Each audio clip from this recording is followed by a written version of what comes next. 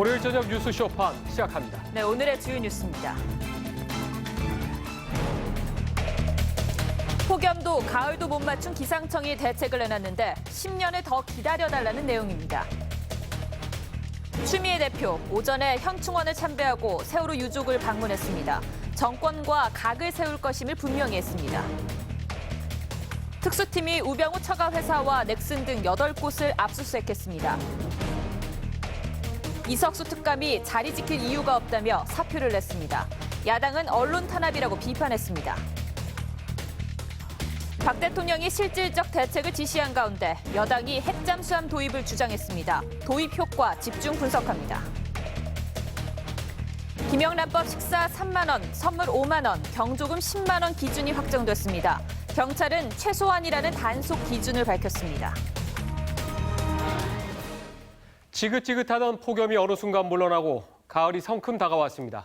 날씨 정말 이상하다고 느낄 정도인데요. 네, 며칠 전만 해도 폭염 걱정을 하던 시민들, 이젠 감기 걸릴까 걱정입니다. 최수용 기자입니다. 하얀 뭉게구름이 파란 가을 하늘을 뒤덮고 선선한 바람이 나뭇잎을 흔듭니다. 월요일에도 도심공원은 가을을 즐기려는 시민들로 붐빕니다. 한동안 생각도 않던 겉옷도 챙겼습니다. 반팔 입고 나오려고 했는데 갑자기 날씨가 쌀쌀해져서 감기 걸릴까 봐 긴팔 입고 나왔습니다. 선선한 강바람을 맞으며 담소를 나누는 사람들. 사색에 잠겨 갑자기 성큼 다가온 선선한 가을 날씨가 낯설기까지 합니다. 8월 동안 되게 더웠잖아요. 막 36도 올라가고 그랬는데 이번에 시원해져가지고 되게 좋은 것 같아요. 지난 25일까지만 해도 30도를 웃돌던 전국의 낮 기온이 하루 만에 뚝 떨어졌고 이후 20도 중반의 가을 날씨가 이어지고 있습니다. 기상청은 당분간 예년보다 쌀쌀한 날씨가 이어지며 큰 일교차가 예상된다며 건강관리에 유의할 것을 당부했습니다. TV조선 최수용입니다. 올여름 기상청의 예보가 너무 자주 빗나가다 보니 오보청이라는 별명까지 얻었습니다. 그 오명을 벗겠다며 오늘 기상청이 대책을 내놨습니다. 그런데 오명을 씻으려면 10년을 더 기다려야 할 것 같습니다. 황민지 기자입니다.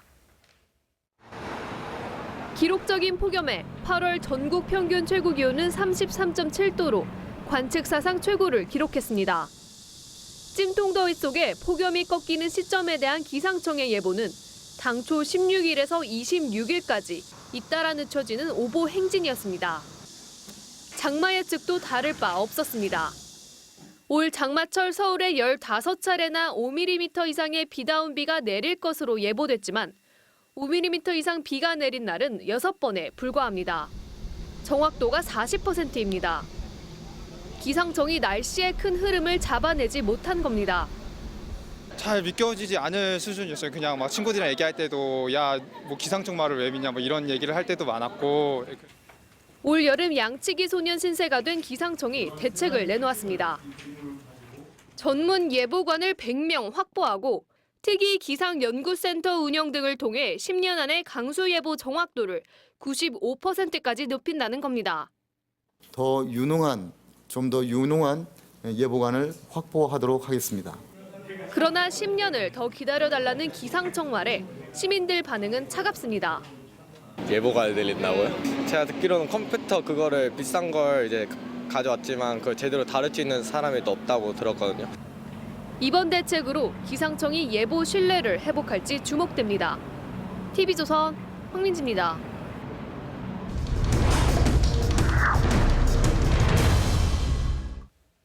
검찰 특별수사팀이 우병우 민정수석, 이석수 감찰관과 관련해 8곳을 압수수색했습니다. 우수석의 가족회사 사무실과 서울경찰청이 포함됐습니다. 이석수 감찰관의 휴대전화도 압수해 조사하고 있다고 합니다. 김태훈 기자입니다. 검찰 수사관이 우병우 민정수석의 가족회사 사무실에서 가방과 서류 봉투를 챙겨 나옵니다. 이석수 특별감찰관실에도 수사관들이 들이닥쳤습니다. 지금 가지고 나오신 압수물이 어떤 거예요? 모르겠습니다. 특별수사팀이 오늘 압수수색한 곳은 8곳입니다. 우수석의 가족이 지분 100%를 보유한 회사 정관과 우수석의 아파트 관리사무소, 이석수 특별감찰관의 사무실, 그리고 서울지방경찰청과 넥슨코리아가 포함됐습니다. 검찰은 압수수색에서 우수석의 법인명의 외제차 리스 의혹과 의경 아들의 특혜성 보직 변경, 그리고 우수석의 처가와 넥슨의 1,000억대 강남 부동산 거래 의혹 수사를 위해 서류를 확보했습니다. 검찰은 이석수 특감의 휴대전화도 압수해 통화 내역을 조사하고 있는 것으로 전해졌습니다. 고맙습니다. 이 특감이 특별감찰 내용을 유출했다는 의혹을 규명하기 위해서입니다.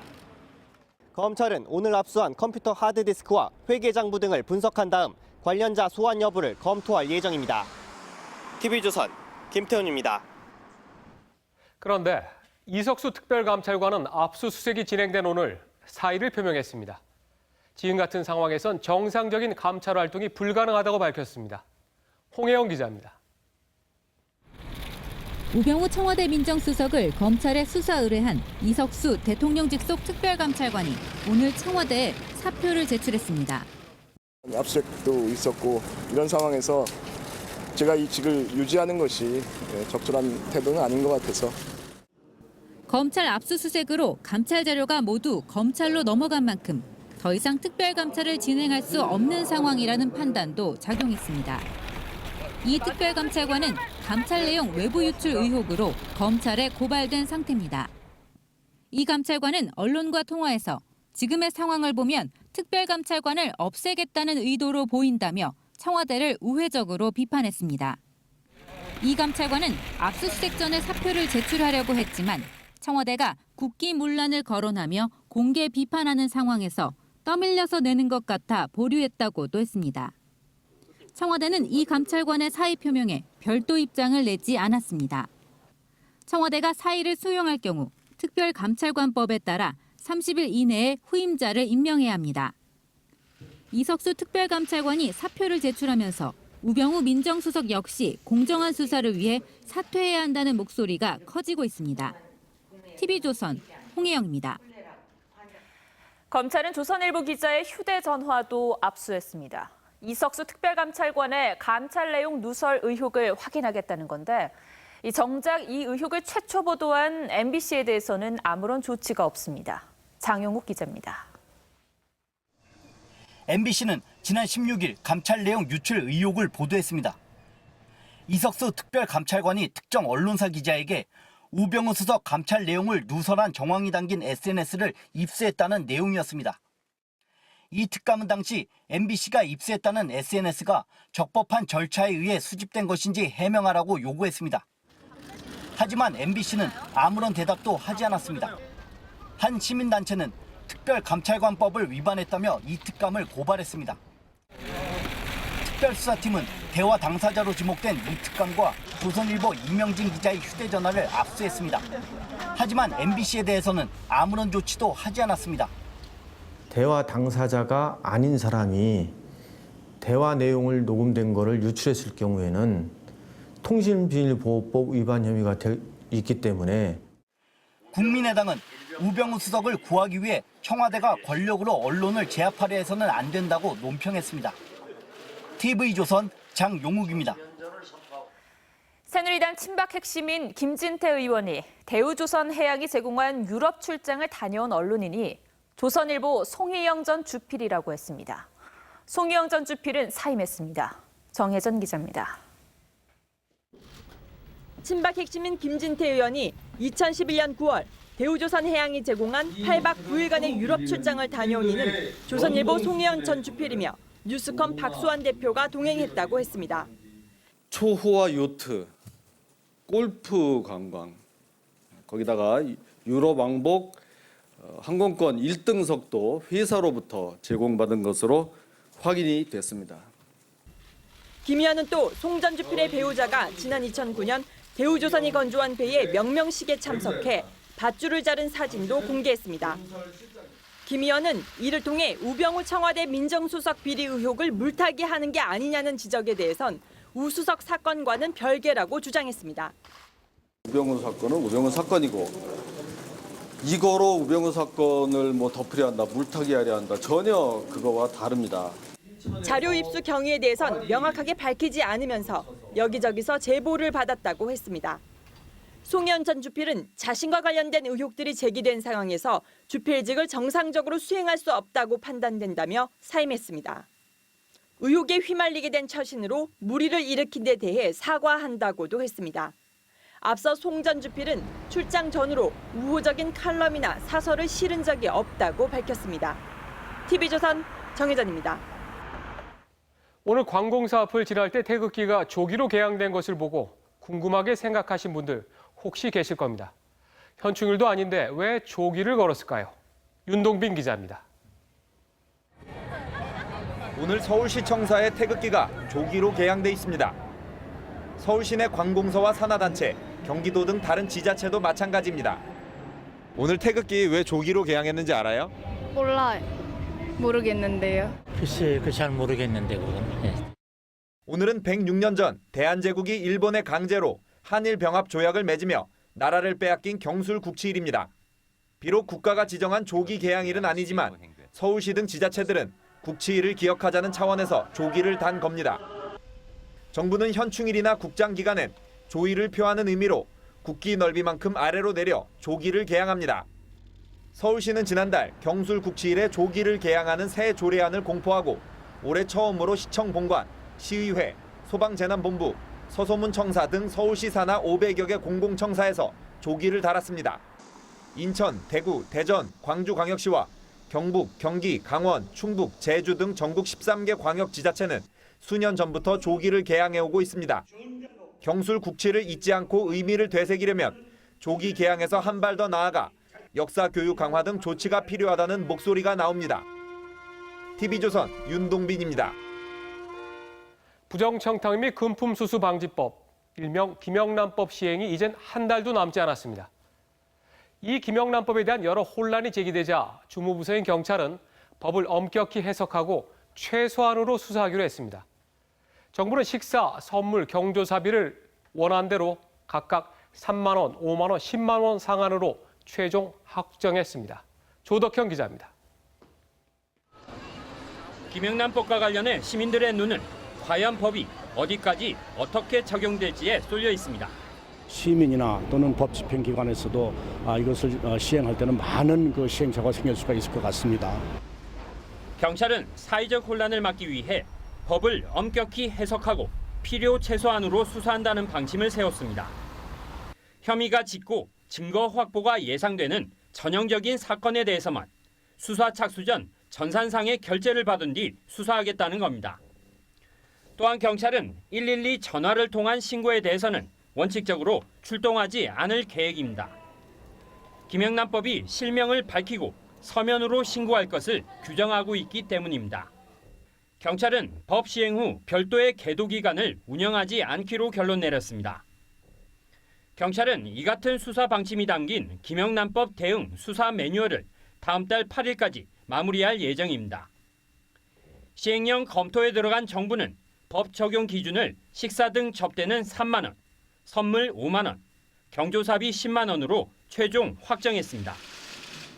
시행령은 이르면 다음 달 6일 국무회의에서 최종 의결될 예정입니다. TV조선 조덕현입니다. 경찰관 2명이 70대 노인을 강제로 바닥에 눕히고 체포해 과잉 진압 논란이 일고 있습니다. 이 피해 노인은 미란다 원칙도 고지받지 못했다고 주장합니다. 홍현주 기자입니다. 경찰 2명이 한 노인에게 다가가 뒤로 손을 젖히더니 바닥에 곧바로 쓰러뜨립니다. 경찰관 1명은 아예 노인의 몸 위에 올라타기까지 합니다. 76살 이모 씨가 이 매장을 찾은 건 지난 6월 말. 이 씨는 고장난 휴대전화 충전기를 환불받기 위해 이 휴대폰 매장을 찾았지만 곧 점장과 실랑이가 벌어졌습니다. 욕설을 들은 이 씨가 점장 뺨을 때렸고 신고를 받은 경찰이 곧바로 이 씨를 긴급 체포한 겁니다. 하지만 이 씨는 경찰의 체포는 부당하다고 주장합니다. 노인인 자신이 흉기를 들거나 도주 시도 등을 하지 않았고 특히 경찰이 미란다 원칙 고지를 하지 않았다는 겁니다. 그 사람 말 듣고 판단하면 그게 안 맞다고 내가 그래 말했거든요. 경찰이 좀 듣기 싫겠지요. 대본에 있다가 의무방해한다 하면서 말이요. 체포하라고 막 그러더라고요. 반면 경찰 측은 여러 번 주의를 줬는데도 이 씨가 볼펜을 던지고 미란다 원칙도 고지했다고 반박했습니다. 너무 흥분해서 진짜 제어가 안 될 정도로 욕을 계속 하시니까 현진이가 당연히 용산쪽으로 놔줬으니까 그게 제압하는 게 맞다고 생각합니다. 현재 이 씨는 경찰관들을 불법 체포 감금 혐의로 고소해 검찰 수사가 진행 중입니다. TV조선 홍현주입니다. 어제 벌어진 경남 진주의 상가 붕괴 사고는 결국 인재였던 정황이 하나둘 드러나고 있습니다. 건축법 위반은 물론 불법 용도 변경에 무허가 공사까지 일삼았습니다. 이성진 기자입니다. 처참하게 무너진 상가 지붕. 시공 단계에서부터 부실 정황이 포착됐습니다. 무너진 건물은 1, 2, 3, 4층 모두 철근과 콘크리트 구조로 신고돼 있었지만 3층과 4층은 철근 한 가닥 없이 블록으로만 쌓아 올렸습니다. 일반적으로 건축물엔 기둥과 함께 하중을 떠받치는 내력 벽이 있는데 이 건물은 3층과 4층에 칸막이형 벽돌만 쌓았을 뿐이었습니다. 3층부터는 없는 겁니다. 거의 3, 4층이 폭삭 내려앉아 버린 겁니다. 지난 2006년 옆 건물 병원 원장이 이 건물을 사들인 뒤 신고도 않고 두 건물의 2층을 연결해 사용했던 것으로 드러났습니다. 명백한 건축법 위반입니다. 직원들 쉼터로 사용한다. 무너진 건물 2층하고 그 옆에까지 다 사용 다 하고 있어요. 이번 붕괴 사고 당시 3층도 연결 통로를 뚫어 병원 용도로 쓰려고 허가도 없이 벽을 허무는 공사를 했습니다. 이 내력벽체를 리모델링 과정에서 오프닝 등 힘의 흐름이 끊길 수 있는 큰 리모델링은 당연히 붕괴될 수밖에 없다. 경찰은 건물주인 병원 원장 등을 불러 조사할 계획입니다. TV조선 이성진입니다. 수영 국가대표 탈의실 몰카 사건으로 수영계가 발칵 뒤집혔는데 이번엔 수영 올림픽 국가대표 코치가 만취 상태에서 남의 차를 운전하고 고속도로에서 난동까지 부렸습니다. 이승훈 기자입니다. 펜션 주위를 살피더니 주차된 차량을 몰고 나가는 남성. 리우올림픽에 파견됐던 수영 국가대표팀 코치인 33살 유모 씨입니다. 유 씨는 어제 오전 6시 20분쯤 충북 제천의 펜션에서 술에 취해 남의 차 2대를 몰래 타고 달아났습니다. 내가 신고를 했는데 벌써 가든에서 신고를 해가지고 벌써 와 있더라고. 유 씨의 혈중 알코올 농도는 0.172%로 면허 취소 수준. 차에서 내린 유 씨는 사람들의 추적을 피해 근처 중앙고속도로로 뛰어들어 20분 동안 차량 30대의 통행을 방해하기도 했습니다. 남자 한 명이 술이 취해서 차량을 막고 있다. 이런 112 신고가. 유 씨는 경찰의 검거 과정에서도 난동을 부렸습니다. 검거하는 과정에서 경찰을 도와주던 일반 시민의 무릎을 깨물었기 때문에 대한수영연맹은 경찰 조사 결과에 따라 유 씨에 대한 징계 수위를 검토할 예정입니다. TV조선 이승훈입니다. 이 여학생이 신던 양말만 수집해 변태 행각을 벌인 남성이 집행유예로 풀려났습니다. 이 남성 성범죄로 5차례나 붙잡혔던 전력이 있는데요. 거리를 누벼도 되는 걸까요? 유혜린 기자입니다. 지난 1월 35살 한모 씨는 우연히 마주친 14살 오모양이 흰색 양말을 신은 것을 발견했습니다. 한 씨는 오양의 집 앞까지 쫓아가 10,000원을 줄 테니 신고 있는 양말을 팔라고 말했습니다. 한 씨는 성희롱 혐의로 기소됐고 법원은 징역 6월에 집행유예 2년을 선고했습니다. 한 씨에게 처벌보다는 치료가 필요하다는 판단에서였습니다. 성도착증, 충동 조절 장애 등으로 치료를 받아왔고 앞으로도 계속적인 치료를 다짐하고 있으며 한 씨가 성범죄를 저질러 경찰에 붙잡힌 건 이번이 5번째입니다. 2009년 10년 이상 만난 여자친구와 헤어지면서 성도착증이 생긴 한 씨는 100여 명을 상대로 양말을 달라고 변태 행각을 벌였습니다. 한 씨는 지난 2013년에도 여학생에게 양말을 요구하며 집까지 뒤쫓아가 경찰에 붙잡혔지만 훈방 조치됐습니다. 한 씨가 치료가 필요하다고 판단했기 때문입니다. 훈방된 이후 한 씨는 여성의 신체를 휴대전화로 43차례에 걸쳐 몰래 찍어 기소됐다 징역 6월에 집행유예 2년을 선고받았습니다. 시민들은 불안합니다. 그런 일이 있으면요. 수치스러울 것 같기도 하고 무서울 것 같기도 하고 처벌을 받아야 된다고 생각해요. 재판부는 한 씨가 보호관찰 속에 지속적인 치료를 받게 될 예정이라고 설명했습니다. TV조선 유혜림입니다. 가습기 살균제 청문회가 국회에서 열렸습니다. 그런데 이 제품을 만들었던 옥시 본사 관계자들은 출석하지 않았습니다. 출석한 증인들도 모르겠다. 이런 무책임한 말만 반복했습니다. 이유경 기자입니다. 기리는 묵념을 하겠습니다. 일동 묵념. 희생자를 위한 묵념으로 시작한 국회 가습기 청문회는 곧 옥시 본사 관계자 등 핵심 증인과 참고인 13명의 불출석에 유감을 표했습니다. 태도를 바꿔서 전적으로 비협조적인 태도로 바뀐 것에 대해서 대단히 유감스럽게 생각합니다. 옥시 측은 영국 정부를 핑계로 현지 조사에도 불응했지만 영국 정부는 관여한 적도 없다는 입장입니다. 우리 특위가 옥시 본사의 거짓말에 대해서 진상조사해 줄 것을 촉구하는 결의를 채택했으면 하는.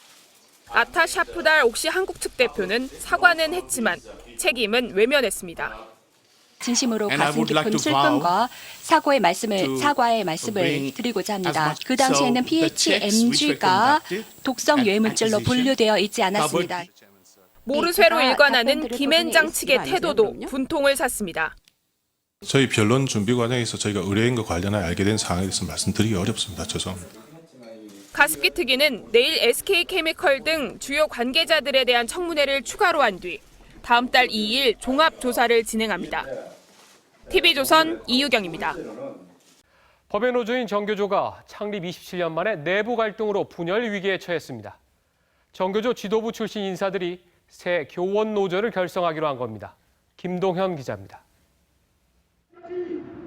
새로운 교원 노조 결성을 선언한 교육노동운동 재편 모임은 정교조 전 지도부로 구성됐습니다.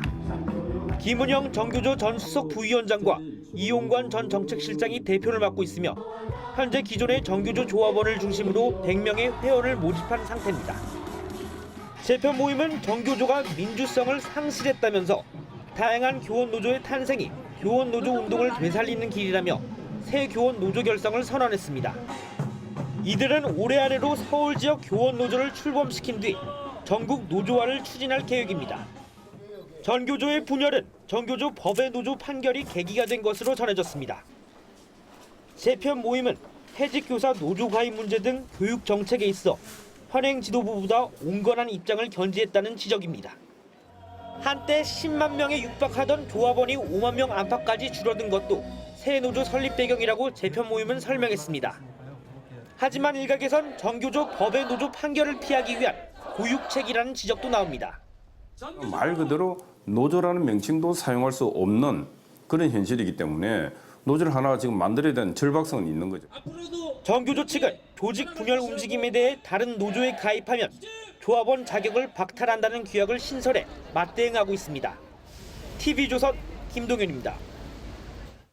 세월호가 침몰 2년 5개월 만인 다음 달에 인양됩니다. 지금까지 유해가 발견되지 않은 실종자는 모두 9명인데요. 정부는 이들의 유해를 찾기 위해 객실 부분을 절단하기로 했습니다. 이채림 기자입니다. 대형 크레인의 수중 작업. 지난달 29일 세월호 뱃머리가 5도가량 수면 쪽으로 들어올려졌습니다. 지금은 선체를 통째로 들어올려줄 철기둥을 해저에 설치하고 있습니다. 수심 44m 바다에 옆으로 누워 잠겨있는 세월호. 인양 뒤엔 실종자 9명의 수색 작업이 진행됩니다.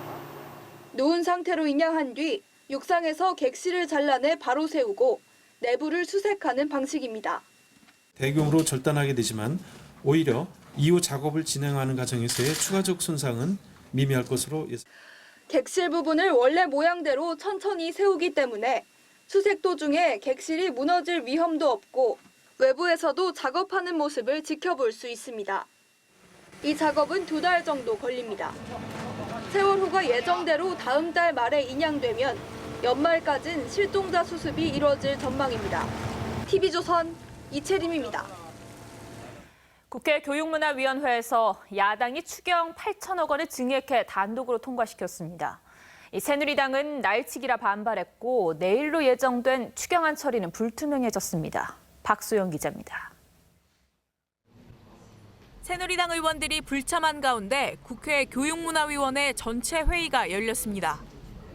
야당 의원들은 추경에서 국채상환 용도로 책정된 1조 2천억 원 중 6천억 원을 누리과정 배정에 사용된 지방채 상환에 쓰자고 주장했습니다. 지자체의 누리과정 빚을 국가 돈으로 갚아주자는 것이었습니다. 6천억 원이 상환을 해야 된다 하는 것은 우리 상임위에서 누차 지적이 돼 왔고 이런 데도 지금 유보가 된 거는 있을 수 없는 일이라고 생각합니다. 소위원회에서 여당과 타협을 시도했지만 협상이 결렬됐다며 표결 강행 주장이 이어졌습니다. 위원님들 고유의 이렇게 판단에 따라서 지금 표결할 수밖에 없는 상황 아닌가. 유성엽 위원장은 누리과정 관련 6천억을 포함해 8천억 원에 이르는 증액 편성안을 표결로 통과시켰습니다. 전체 추경액의 7%가 넘는 규모입니다. 여소야대에서 야당이 예산안까지 힘으로 밀어붙인 건 처음입니다. 새누리당 의원들은 반발했습니다. 야당 의원들은 간사 간의 합의 없이 다수에 의한 일방적인 회의 진행으로 날치기를 강행하여 20대 국회 여야 합치를 파탄시켰다. 국회는 내일 예결위와 본회의를 잇따라 열어 11조 원 규모의 추경안을 처리할 예정이었습니다. 하지만 야당 단독 처리라는 돌발 악재로 추경 통과가 난관에 부딪히게 됐습니다. TV조선 박소영입니다.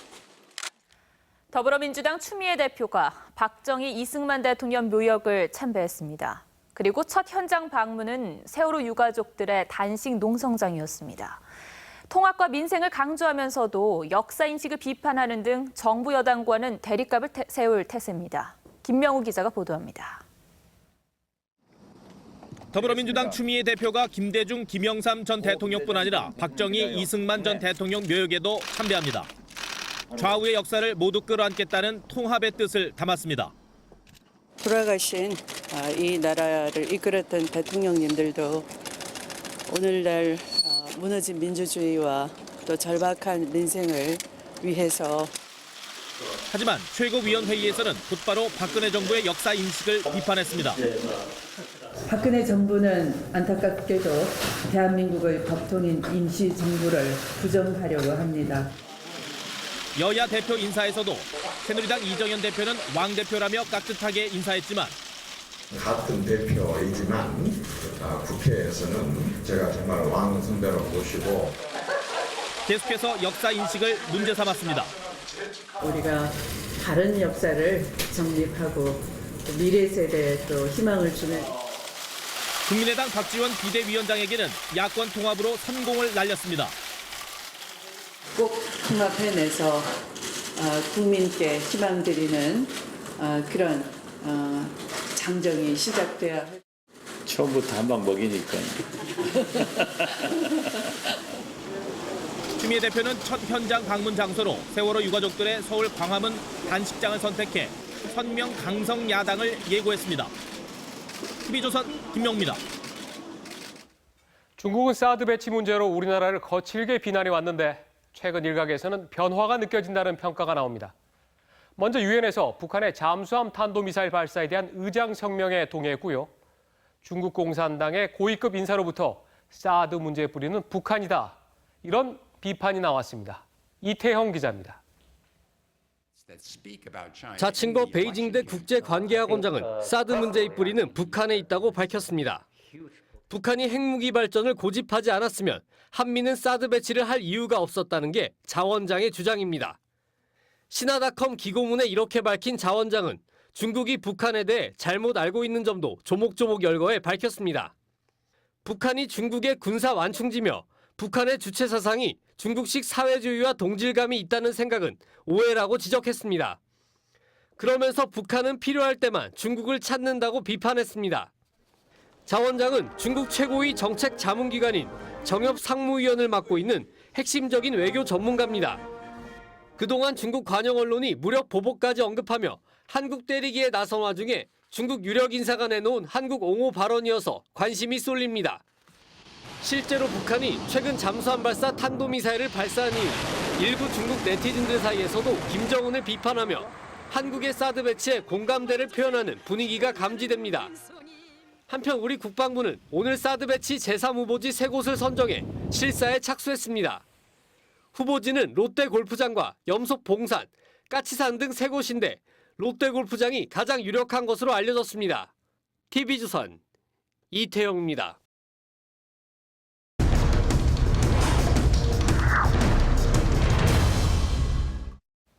북한의 잠수함 탄도미사일 SLBM 발사 성공 이후 핵 추진 잠수함 도입 주장이 나오고 있습니다. 우리나라의 잠수함은 디젤 잠수함으로 수중 작전에 제한이 많은데 수개월 동안 물속에서 활동할 수 있는 잠수함을 갖자는 겁니다. 여당에서 핵 잠수함 도입 주장을 제기했고 박근혜 대통령도 군에 실질적인 대비책 마련을 주문했습니다. 신정훈 기자입니다. 장기 매복, 첨단 탐지, 공격력 등을 갖춘 핵 추진 잠수함 배치를 적극 검토해 주시기 바랍니다. 새누리당 정진석 원내대표가 북한의 잠수함 탄도미사일 SLBM 대응책으로 핵 추진 잠수함 배치를 주장했습니다. 앞서 원유철 의원 등 여당 의원 23명으로 구성된 핵 포럼도 핵 잠수함의 즉각 배치를 요구했습니다. 디젤 잠수함으로서는 2 내지 3주의 작전밖에 할 수가 없습니다. 현실적으로 북의 SLBM 도발을 원천적으로 봉쇄할 수 있는 상황이 아니기 때문에 전현직 원내대표가 핵 잠수함 도입에 팔을 걷어붙인 모양새입니다. 국방부는 결정된 바 없다며 신중한 입장입니다.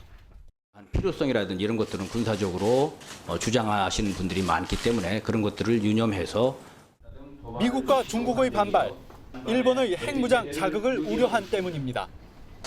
박근혜 대통령은 SLBM이 심각한 현재의 위협이라며 대책을 지시했습니다.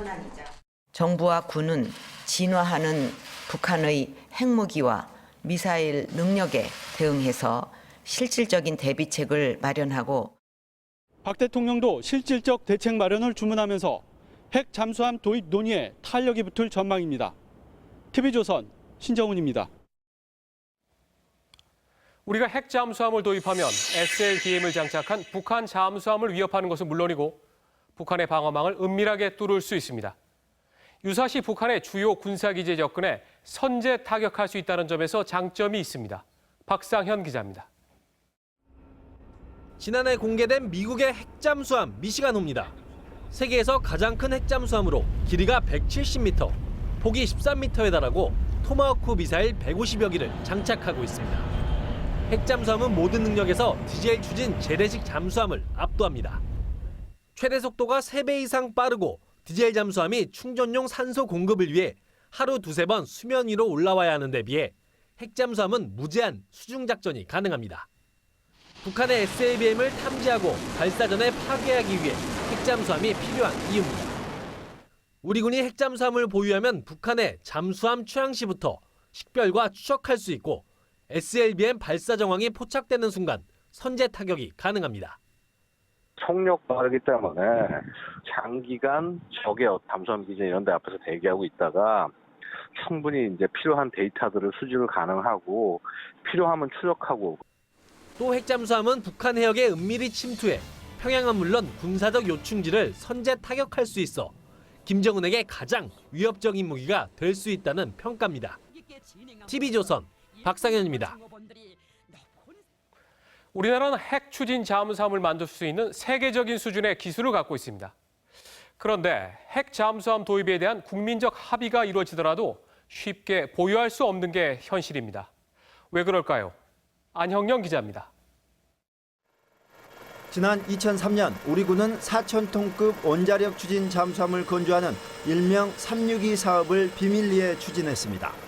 프랑스의 바리쿠다급 잠수함을 모델로 사정거리 500km의 순항 미사일을 탑재한다는 계획이었습니다.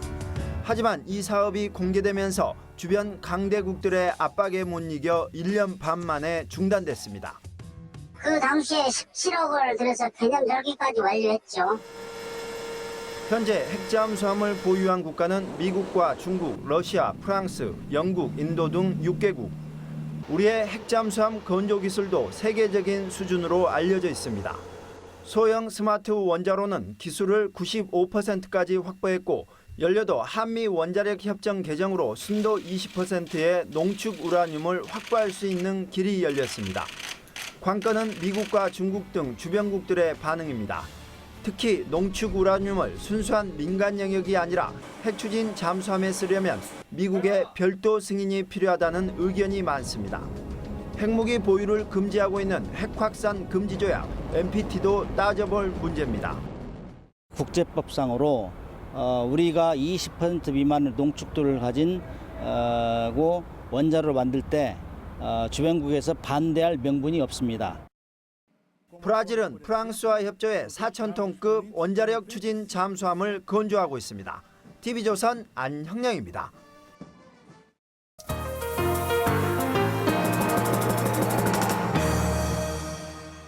군사 전문가인 국민대 박휘락 정치대학원장과 함께 핵 잠수함에 대해 깊이 있는 얘기 나눠보겠습니다. 어서 오십시오.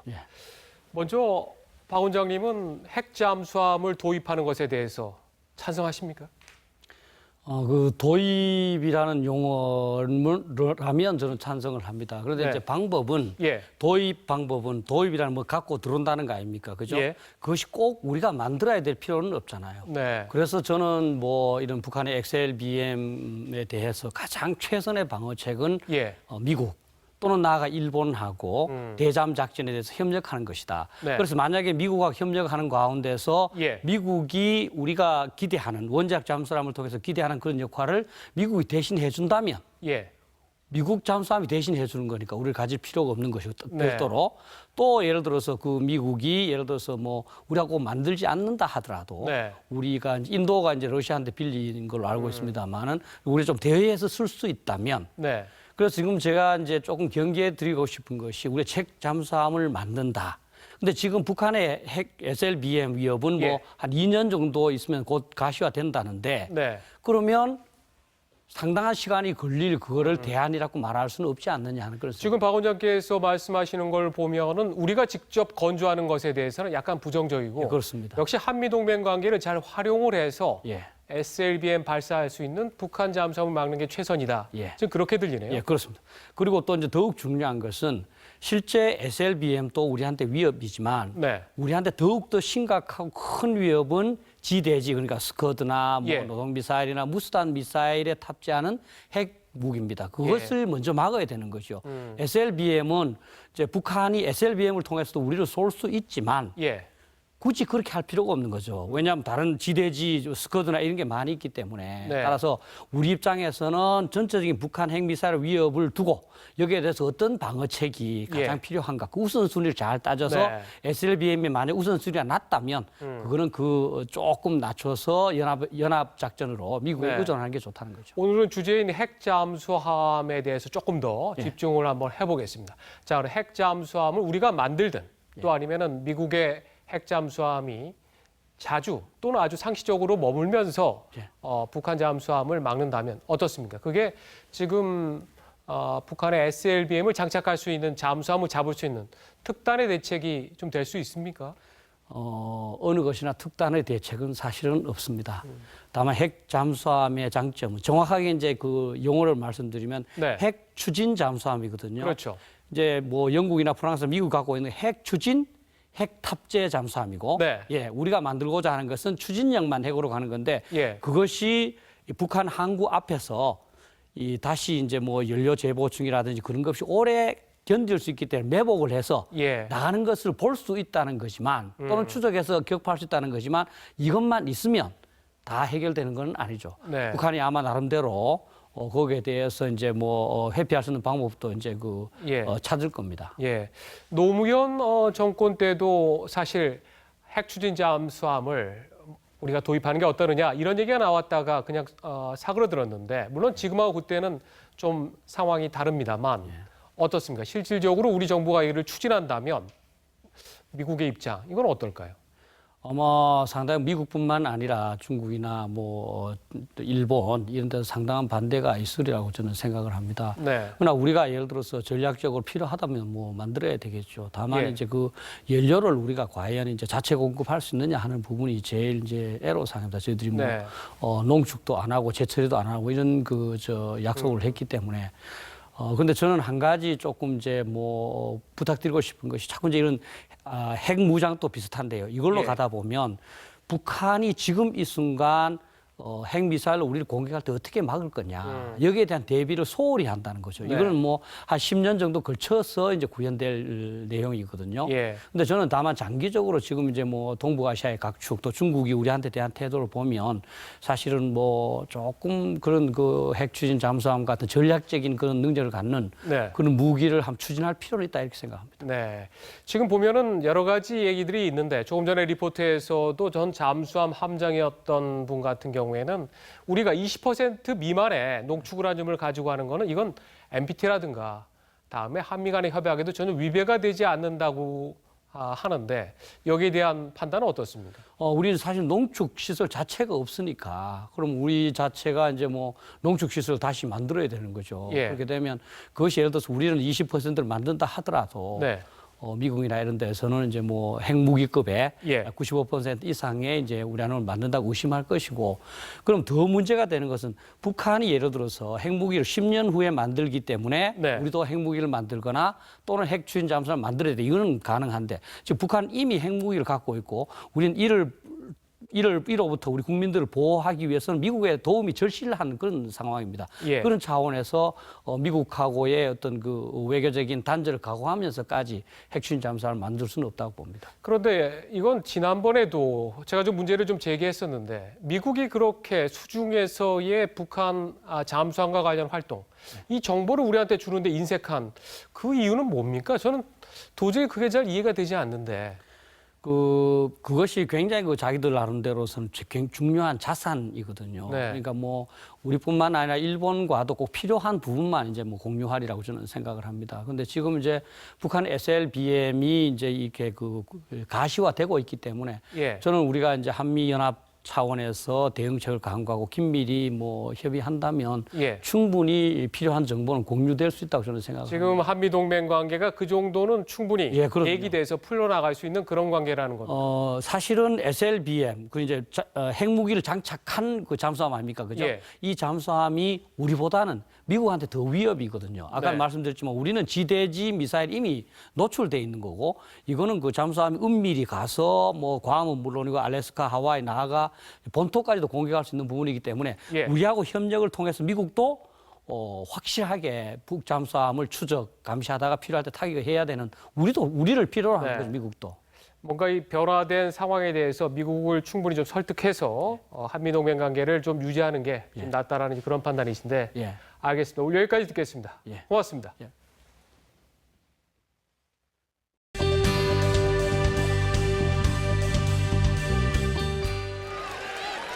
안장도 없이 가죽끈 한 가닥만 잡은 채 소를 타고 달립니다. 독일의 명물 소경주에 1만 인파가 몰렸습니다. 이번 대회 우승자는 승리의 공을 자신의 황소에게 돌렸습니다.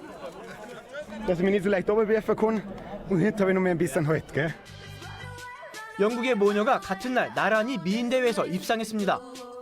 엄마는 2017 미스 갤럭시 영국에서 우승을 차지했고, 딸은 10대 부문 대회인 미스 틴 갤럭시에서 4위를 차지했습니다. 같은 날 미인 대회 입상이라는 희귀한 기록을 갖게 된 이 모녀에게 누리꾼의 관심이 몰리고 있습니다. 한밤중 중국의 고가도로 옆에 굴삭기 100여 대가 줄지어 서 있습니다. 지하철 공사를 위해 24년 된 고가도로를 철거하는 작업에 굴삭기 116대가 동원됐습니다. 공사는 단 6시간 만에 끝나 다음 날 시민들은 큰 불편을 겪지 않았습니다.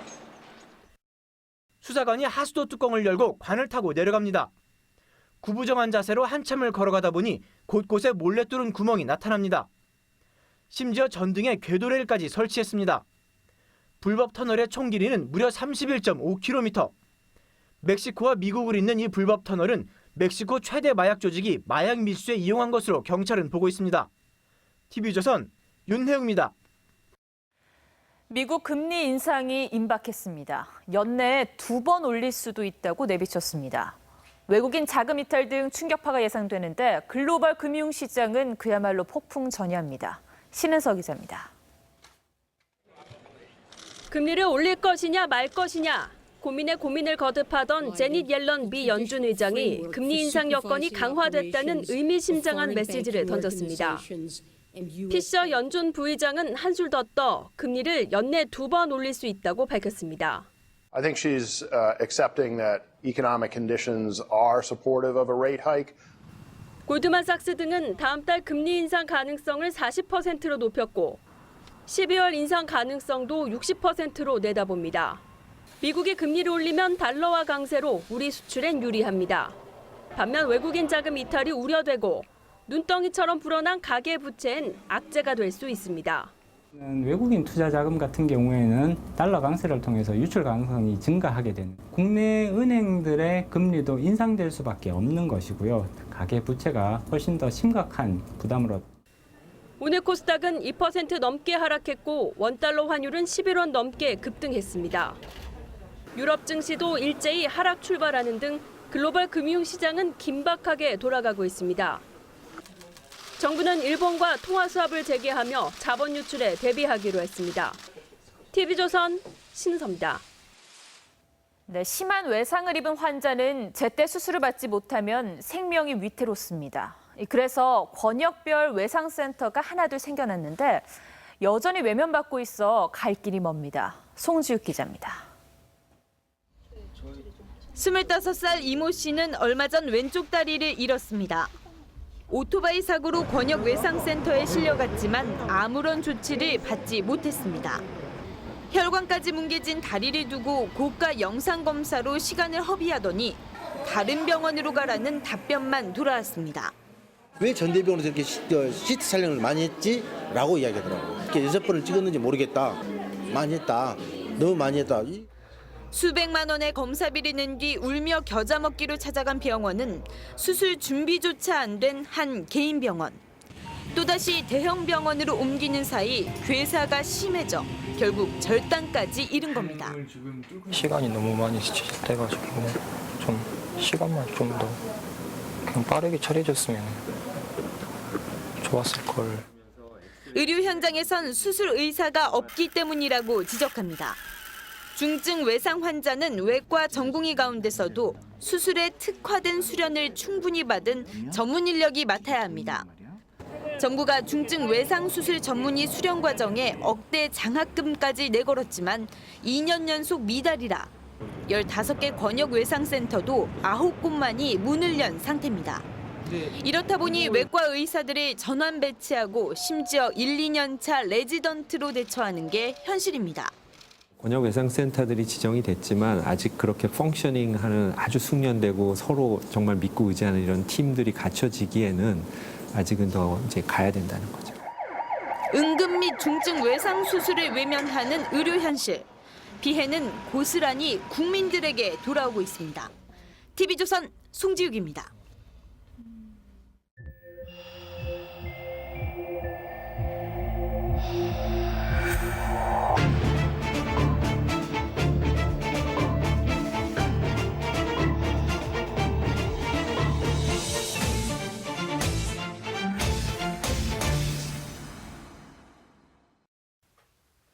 네, 지난 6월 권역별 외상센터가 문을 열었습니다. 이 센터장이 아덴만의 영웅의 영웅인 이국정 교수인데요. 아마 우리나라에서 가장 유명한 외과 의사가 아닐까 싶습니다. 어서 오십시오. 네, 안녕하십니까. 안녕하세요. 네, 제가 서두에 말씀드렸듯이 이 권역별 외상센터가 이제 아주대 병원에서 개원을 했습니다. 이게 우리가 알고 있는 병원과 뭐가 다른 거죠?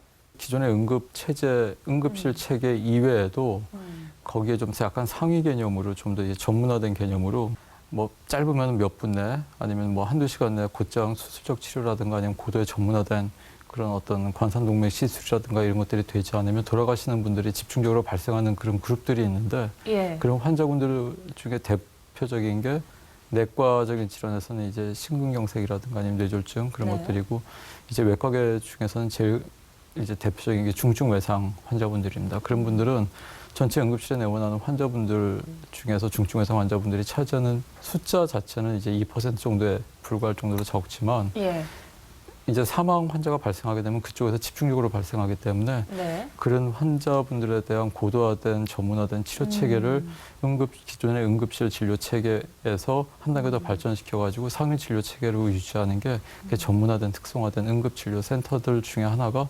중증외상센터입니다. 그러니까 응급실이 있음에도 그것이 필요한 이유가 사망률이 높기 때문이라는 말씀이신 거죠? 그 환자분들, 응급실에 내원한 전체 환자분들 중에 이제 그런 몇 가지 그룹들의 환자분들에서 집중적으로 사망이 많이 발생하게 됩니다. 사실 이 센터가 주목받기 시작된 거는 이제 석혜균 선장을 치료한 이후에 부터였었는데 벌써 2011년도에 있었던 일이니까 5년이나 지났습니다. 왜 이렇게 오래 걸렸다고 보세요? 저희가 그냥 우스갯소리로 하는 얘기로는 보건복지부 캐비넷 파일 안에 시급하다고 던져진 파일들이 수천 개가 있다고 그러거든요. 네. 근데 그 중에서 이제 중증외상센터가 물론 그때 크게 이슈화는 됐지만 그걸로 끝나는 건 아니고 이제 정확히 이게 정말 어느 정도로 필요한 건지 정말 필요한 건지 그리고 다른 더 시급하게 진행해야 될 현안은 없는 건지 거기에 대해서 비교 우위를 따져가지고 그리고 또 어떤 식으로 가야 될 건지 그런 외국의 모델들을 참고하고 그러다 보니까 그 정도는 오히려 저는 그렇게 늦어진 게 아니라고까지 얘기를 들었습니다. 이제 외상센터가 건립이 됐으니까 그런 응급 환자들이 왔을 때 빠르게 치료를 받을 수 있는 거는 이제 어느 정도 걱정은 내려놓을 수 있을 것 같습니다. 하지만 이 사고 현장에서 이 센터까지의 가는 거리가 굉장히 멀게 되면 이 이동수단 같은 게 필요할 텐데 이런 건 잘 구축이 되어 있습니까? 그 거리에 대한 극복의 문제인데 그걸 극복하기 위해서 지금 항공이송이 굉장히 활성화가 점점 돼가고 있거든요. 아, 그래요? 그렇기 때문에 이제 기존에 소방에 있는 이제 26대 소방 헬기를 제외하고도 보건복지부에서도 또 닥터 헬리라고 이제 보건복지부 주도 사업으로 추진을 하는 그런 헬기 사업들이 있기 때문에 항공이송이 많이 활성화돼 가고 있는 중이고요. 그리고 항공은 그게 이제 이송만 빨리 시키는 게 아니라 그런 항공 이송을 할 때는 항상 그 항공기에는 의사들이 탑승을 하고 있기 때문에 전문화된 치료를 할 수 있는 의사들이 탑승을 하고 있기 때문에 그 환자가 병원에 도착하기 전에 항공기가 그 현장에 도착하는 그 순간부터 전문화된 의료진들이 현장에 곧장 투입이 되는 거기 때문에 환자 치료 시간이 이제 비약적으로 빨라지게 되죠. 그런 시스템이 지금 잘 구축은 되어 있다는 말씀이신 거죠? 아니요, 저희가 그런 거에 대해서는 사실은 우리나라에서는 응급의료나 그런 거에 대해서 아직 전혀 뿌리조차 내리지 못했을 때 미국 같은 선진국에서 그리고 90년대 들어오니까 이제 일본에서도 구석구석마다 헬리콥터를 타고 의사들이 돌아다니면서 중증 외상 환자뿐만 아니라 이제 중환자분들을 현장에서부터 치료를 시작하는 일들을 수십 년 전부터 해온 거죠. 우리는 이제 시작했기 때문에 갈 길이 멀 겁니다. 그러네요. 따라가려면 참 오래 걸릴 것 같습니다. 또 센터가 생긴 만큼 중요한 건 또 의료진들 아니겠습니까? 17개 지역에 이 센터가 건립이 됐고 각 센터마다 의료진이 투입돼야 할 텐데 외과가 솔직히 많은 사람들이 많이 지원 안 하잖아요. 응급도 그렇고요. 좀 어렵지 않습니까? 그 한국 같은 경우는 의과대학생들한테 정부에서 그 의과대학을 다니는 것 자체가 개인들의 선택으로 인해서 개인들의 부담으로 다니지 않습니까? 근데 거길 졸업한 사람들한테 다 이렇게 힘들고 거친 일을 하라고 강요할 수는 없거든요. 그리고 그렇게 할 필요도 없고요. 근데 이미 의사가 대한민국에 10만 명이 있습니다. 10만 명이 넘는 의사가 있는데 그중에서 이제 뜻이 있는 분들이 그나마 이제 외상센터 가서 잘 근무를 시작하면은 그런 거점 센터들에서 이제 근무할 수 있는 터전이라도 생긴 거니까 그것만 해도 전 다행스럽게 생각합니다. 가장 환자들의 삶과 죽음을 항상 그 바로 앞에서 보시는 분이시잖아요. 앞으로 이 외상센터 건립을 이제 추진을 하셨고 앞으로 나아갈 일들도 많은데 이런 부분만큼은 꼭 지켜줬으면 좋겠다라는 부분이 있습니까? 사실은 이쪽에 근무하는 의사들이 그러니까 외상센터에서 이렇게 근무를 한다고 하면은 제가 더 의사들이 열심히 해야 됩니다. 물론 아직은 모든 게 부족하고 힘들고 그렇긴 하지만 왜냐하면 외부에서부터 정책적으로 만들어져서 그게 큰 도움을 받아서 저희가 일을 할 수 있는 거고 저희가 일을 잘 하라고 하는 목적은 국민의 생명을 많이 살리라고 하는 거기 때문에 그런 핵심 가치에서 벗어나지 않게 환자를 많이 살려내고 그리고 또 저희가 학문적으로 많은 성취를 해내서 후대에 저희가 좋은 모델을 만들어 줘야만 그게 그 정책이 가지고 있는 핵심 가치에 접근하는 거기 때문에 제가 그걸 잊으면 안 될 것 같습니다. 교수님의 그런 사명감으로 많은 환자들이 살아나고 또 외상센터가 잘 구축이 됐으면 좋겠습니다. 오늘 나와주셔서 고맙습니다. 감사합니다. 네, 감사합니다. IT 기술이 예술의 영역으로 성큼 다가서고 있습니다. 이젠 3D 프린터로 작품을 만드는 작가도 있는데요. 설계도와 플라스틱만 있으면 누구든 작품을 만들 수 있다고 합니다. 윤재민 기자입니다. 고대 그리스의 대표 조각상 밀로의 비너스입니다. 크기와 모양은 같지만 색깔이 다르고 몸에서는 기계가 바쁘게 움직입니다. 분홍색 물체를 찍어내고 있는 기계의 정체는 바로 3D 프린터입니다. 작가는 자신의 손이 아닌 프린터로 비너스를 만들었습니다. 제작이 끝난 비너스의 얼굴입니다. 저처럼 손재주가 좋지 않아도 도면만 있으면 누구나 쉽게 작품을 만들 수 있습니다. 움직이는 몸을 따라 화면 위에 색색의 실이 쫓아옵니다. 플라스틱을 녹여 실처럼 쏴 작품을 만드는 3D 프린팅의 원리가 담겼습니다. 대중생산 체계로 간다면은 예술에 대한 개념도 많이 바뀌게 되고 그 바뀜으로 인해서 또 새로운 어떤 그 예술의 형식이 나오지 않을까. 모래에 열을 가해 유리 제품을 만드는 3D 프린터도 개발 중인 상황. 기술의 발달이 예술의 장벽을 허물고 있습니다. TV조선 윤재민입니다. LA에서 뉴욕까지 청년들이 미국 대륙을 자전거로 누빕니다. 위안부 문제를 알리려 페달을 밟기 시작했습니다. 하루에 한 명씩 할머니의 아픔과 일본의 잘못된 행태를 전했습니다. 흑인 여성 갑자기 정말 눈물을 흘리시는 거예요. 너희가 지금 알리는 문제는 너희들의 과거지만 우리 흑인 그리고 여성들한테는 진행되고 있는 문제니까 이런 문제들에 대해서도 관심을 가져달라고 이렇게 말을 한 적이 있었거든요. 독도 경비대원으로 군 생활을 마친 이 두 청년이 시작했고요. 올해 대학생 3명이 그 바통을 이어받았습니다. 위안부 할머니의 한을 푸는 데 동참한 아름다운 우리 청년들입니다.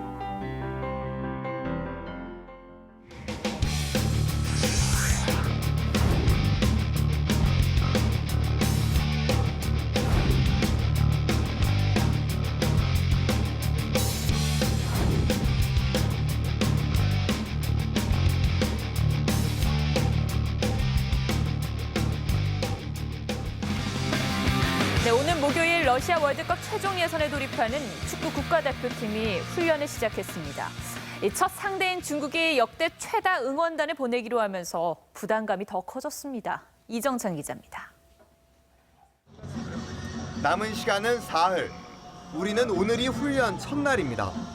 첫 상대 중국은 이미 이달에만 2차례 전지 훈련을 마치고 잠시 뒤 입국합니다. 대표팀만 오는 게 아닙니다. 2만 명에 이르는 응원단, 치우미도 경기 일정에 맞춰 방한합니다. 우리 선수들은 외부 환경에 흔들리지 않으려 마음을 다잡고 있습니다. 아시아 예선에서 대한민국 대표팀이 두려워할 만한 상대는 없다고 생각하고요. 특히 분데스리가 복귀설이 터진 손흥민은 올림픽 8강 탈락의 충격이 채 가시지 않았고 이번 소집 기간 이적 시장 마감을 앞두고 있어 어수선하지만 한중전에 집중하기 위해 노력하고 있습니다. 다른 생각은 없고 오직 중국전에만 와 있는 것 같습니다. 이미 남측 관중석을 가득 채우고도 남을 중국 원정 팬들이 예매를 완료한 상황. 이에 맞설 우리 팬 수백 명도 훈련 첫날 태극전사 기운을 북돋기 위해 훈련장을 찾았습니다. 이번 싸움은 기싸움입니다. 첫 단추를 잘못 깨면 러시아로 가는 긴 여정이 자칫 꼬일 수 있습니다. TV조선 이정찬입니다. 여자 골프 정상에 오른 박인비가 손가락에 깁스를 했습니다. 가볍지 않은 부상이었다는 건데 그럼에도 올림픽 출전을 하게 된 이유를 밝혔습니다. 김지수 기자입니다. 금메달을 목에 건 박인비의 손가락에 두툼한 깁스가 눈에 띕니다. 부상을 참아가며 올림픽에 나선 건 패배자가 되고 싶지 않아서였습니다. 제가 만약에 지금 여기서 포기를 하게 된다면 올림픽에 포기를 하는 것뿐만이 아니라 제 골프 인생을 조금 포기를 한다는 그런 마음이 좀 많았어요. 116년 만에 올림픽에 돌아온 여자 골프에서 정상에 오른 만큼 감동도 남다릅니다. 첫 골드 메달리스트의 제 이름을 올리게 될 수 있어서 정말 이거는 평생 제가 죽고 나서도 평생 동안 히스토리북에 남는 거기 때문에 정말 큰 의미 있는 일. 세리키즈 박인비는 우승의 영광을 자신의 영웅 박세리 감독에게 돌렸습니다. 제가 우러러 봤던 감독님과 같이 올림픽에 가서 금메달을 함께 일궈낼 수 있다는 점에서 저희는 굉장히 특별한 운명을 좀 타고 났다는 생각이 분명 들고요.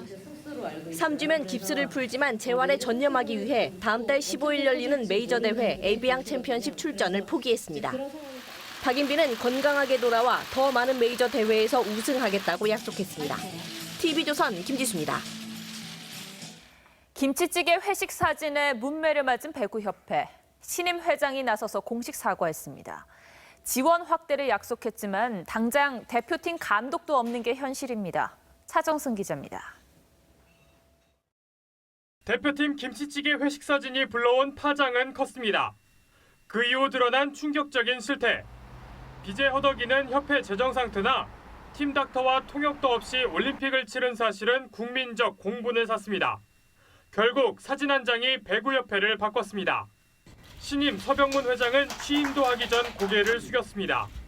국격에 맞게 심도 있게 논의하여 1월 협회 규정으로 명문화하는 작업을 실시하겠습니다. 방만한 경영을 일삼은 전 집행부에 대해선 강하게 비판했습니다. 중소기업중앙회 부회장을 지낸 서 회장은 협회의 이익이 되는 새 집행부를 뽑겠다고 강조했습니다. 감투만 쓰고 그냥 앉아서 그냥 그 세월만 보내고 하는 거의 99%가 실적이 없으면은 그거는 그만두는 하여튼 그런 거를 저희들이 지금 규정을 만들고 있습니다. 가장 시급한 과제는 감독 선임 문제입니다. 아시아연맹컵이 코앞이지만 공석인 대표팀 사령탑에 지원한 건 단 한 명입니다.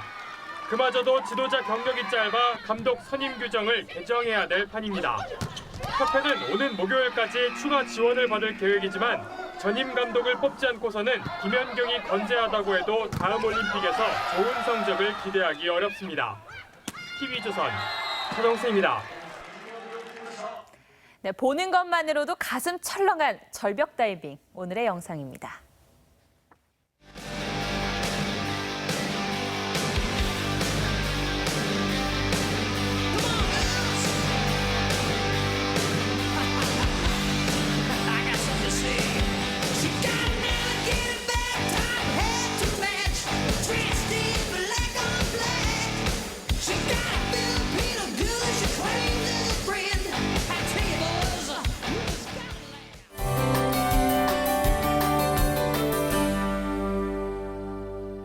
내일은 강한 바람을 주의하셔야겠습니다. 서쪽 지역으로는 강풍특보가 내려지겠고 바람이 불면서 날은 더 서늘하겠습니다. 서울의 낮 기온 24도에 머물겠습니다.